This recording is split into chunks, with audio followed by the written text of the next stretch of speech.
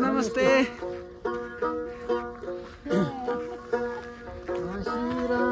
रङ्गे घामसँग मासिला रङ्गिला घामसँग सिनाला मेगिला न्यामा सिनाला मेगिला न्यामा।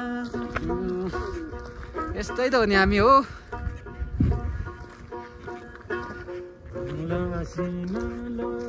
लाले दो बोझा सिनाला लाले दो बोझा इंजोला छुले में इंजोला छुले में।